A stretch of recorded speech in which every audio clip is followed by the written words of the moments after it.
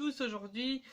Paris criminel 6, on va parler aujourd'hui de la bande des Apaches. On est dans la fin du 19e siècle, début 20e siècle, donc en plein belle époque. N'oubliez pas qu'en 1871, on a une guerre avec les Prussiens qu'on a perdue. On était sous la tutelle des Prussiens, donc on devait payer encore aux Prussiens. On est dans une révolution industrielle, donc le monde est très rude si vous n'êtes pas, bien sûr, bourgeois. Quand vous êtes bourgeois, vous allez vivre toutes les expositions universelles et avoir une très belle vie. Alors, qui sont les Apaches? Les Apaches sont souvent des jeunes entre 15 et 25 ans. Ils vivent dans le Ménilmontant, qui est aujourd'hui le 20e arrondissement et qui est un arrondissement assez bobo, assez bien fréquenté. Et c'est des enfants d'ouvriers, tonneliers, donc on pourrait dire la classe moyenne de cette époque-là. Ces enfants qui vont grandir dans un paysage assez pauvre, parce que la classe moyenne n'existe pas hein, à cette époque-là, on va dire les pauvres, vont se fréquenter entre eux, vont commencer à faire des vols, des bagarres, des petits crimes, des petits meurtres et tout ce genre de choses. Plusieurs de ces petits jeunes vont se retrouver au ban des mineurs, des autres vont se trouver dans des centres de correction. Pour ceux-là qui vont faire des crimes assez graves vont se retrouver en prison et certains d'entre eux malheureusement vont se trouver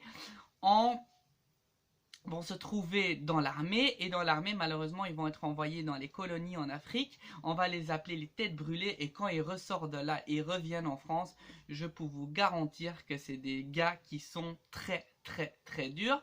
Souvent c'est les chefs de gang, c'est ceux-là qui sont partis en Afrique et qui sont revenus. On sait toujours qu'entre deux guerres, par exemple entre la première et la deuxième guerre mondiale, beaucoup de soldats vont tomber dans la criminalité, hein, parce que comme ils sont rejetés par la société et leur cerveau ne marche plus comme il devrait marcher techniquement, c'est tout à fait normal qu'ils plongent dans la criminalité. Alors de quoi ils vont vivre?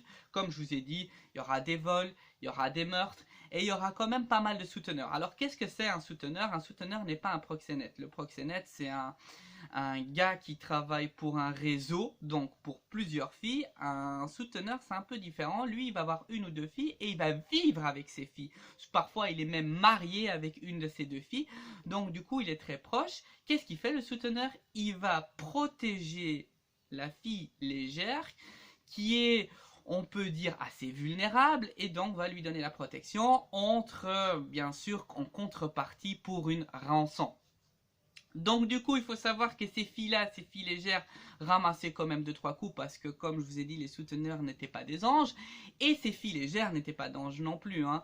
De temps en temps, ils donnaient un coup de couteau, ils avaient des couteaux, ils savaient manipuler même le couteau, donc c'était des filles assez courageuses, hein.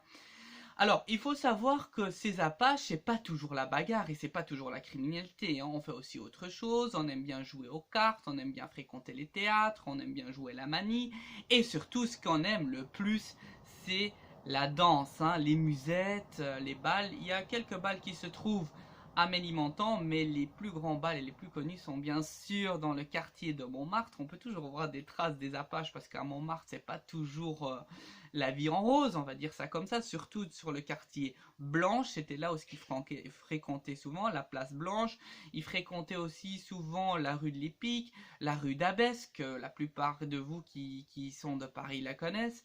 Et bien sûr, quand ça devient tard, on va dans le cabaret qui est encore toujours aujourd'hui ouvert, qui s'appelle le Lapin Agile. Alors il faut savoir que le Lapin Agile, il y avait un certain patron qui travaillait dans le Lapin Agile qui s'appelait Gérard, et à un moment, il faut savoir que les poètes et les Apaches se fréquentaient, hein, tout allait bien et tout, mais parfois les Apaches ils étaient un peu trop brouillons, et à un moment ce Gérard ne voulait plus que les Apaches venaient dans le Lapin Agile, donc il les a exclus de Lapin Agile. Le jour après, qu'est-ce qui s'est passé? Les Apaches sont venus, ils ont commencé à tirer, et malheur pour ce Gérard, il a perdu son fils à cause des Apaches. Donc juste pour vous dire, ces Apaches n'étaient pas des rigolos. Autre chose qu'ils faisaient, une fois que le Lapin Agile était fini vers 1h, 2h du matin, ils allaient aux Halles. Aux Halles, il faut savoir qu'il y avait du transport 24/24 et on pouvait encore avoir du vin à n'importe quelle heure. Et ils étaient souvent aussi où ce que vous avez les Saint-Innocents, la place de Saint-Innocent que vous connaissez. Si vous ne savez pas qu'est-ce que c'est Saint-Innocent, ça vient du massacre des Saint-Innocents, hein, que vous connaissez sous le roi de Hérode. À la base, c'était une cimetière. Vous pouvez même voir une boutique où ce que vous pouvez encore toujours voir les pierres de cette cimetière. Et sous Philippe Auguste, c'était un cimetière où ce que les prostituées fréquentaient. C'était assez dangereux. Sous Philippe Auguste, il voulait que la France devenait un peu plus pieux et a souvent liquidé plusieurs prostituées et a rendu ce lieu-là un tout petit peu plus cimetière et un peu plus important comme c'était avant. Mais dans le Moyen-Âge, il faut savoir que les prostituées souvent fréquentaient aussi les cimetières. Alors, il faut savoir qu'aussi à Bastille, c'était pas mal, juste à côté du rue Voltaire, il y avait plusieurs filles légères qui se mettaient à côté d'un commerçant de vin. Et ohé pour le passant qui venait et qui voulait aborder les filles légères, parce que souvent se trouvaient 3 chevaliers derrière dans la rue. Dès que quelqu'un abordait une fille légère, on sortait, on volait le promeneur, et c'est comme ça que les choses se passaient. Pour vous dire, les Apaches n'étaient pas des rigolos. Alors, il faut savoir qu'on pouvait les reconnaître. Première chose, ils avaient plusieurs bagues, ils avaient plusieurs tatouages, surtout ceux-là qui étaient en colonie africaine avaient des tatouages de partout, étaient très bien habillés comme des bourgeois, avaient des mains très grasses, des vraies mains d'ouvriers, et ils étaient très reconnus parce qu'ils avaient du maquillage, ils mettaient toujours du maquillage noir autour des yeux, et c'est comme ça qu'on pouvait les reconnaître. Maintenant, je veux quand même vous finir cet petit épisode avec 3 histoires sur les Apaches assez toniques pour vous dire que c'est vraiment pas des rigolos. La première, c'était une Léontine. Léontine avait un souteneur qui s'appelait Caps. Caps a tué Léontine pour 2 raisons. La première, c'était pour jalousie parce qu'elle fréquentait une autre fille qui s'appelait Sophie et avait une relation homosexuelle. Et ce Caps avait tué un imprimeur et avait peur que Léontine aurait dévoilé ce que Caps avait fait à Sophie et que ça allait faire le téléphone arabe. Donc du coup a décidé de la tuer. Malheureusement pour ce Caps, il faut savoir qu'à 10 ans il était déjà incarcéré, il est sorti endoursé et il a fait plusieurs vols, il a été de nouveau incarcéré et puis il est devenu souteneur et malheureusement pour l'histoire qu'il a fait, il a reçu la peine capitale et la guillotine. Deuxième histoire, juste pour vous faire en cours, hein, il y en a plusieurs, hein. C'est une certaine Valentine qui va se mettre avec un souteneur qui s'appelle Dobo. Alors ce Dobo, un nom très, très rigolo par contre, vont vivre une vie normale, voilà, souteneur, fille légère, etc. Malheur, ce Dobo va fréquenter une autre fille qui s'appelle Pauline, ils vont avoir un ménage à 3, ils vont se trouver à la porte de la Villette, ils vont souvent travailler pour la corporation des bouchers qui vont profiter bien sûr des 2 filles. Dobo va profiter de l'argent et à un moment Pauline elle a un peu sa claque de cette Valentine, elle lui dit à Dobo ou bien tu choisis, ou bien c'est Valentine ou bien c'est moi. Finalement Pauline est très ravissante donc Dobo va choisir Pauline, Valentine va vouloir prendre revanche. Comment elle va le faire? Elle va dire que Dobo a commis un vol. À cause de ça, il va être incarcéré pendant 2 ans. Cette Pauline va vouloir prendre revanche. Elle va retrouver un autre souteneur. Ce souteneur va l'aider pour tuer, bien sûr, cette Valentine. Comment ça va se passer? Ils vont l'inviter dans un restaurant. Ce souteneur qui s'appelle Beaujean, si vous voulez savoir.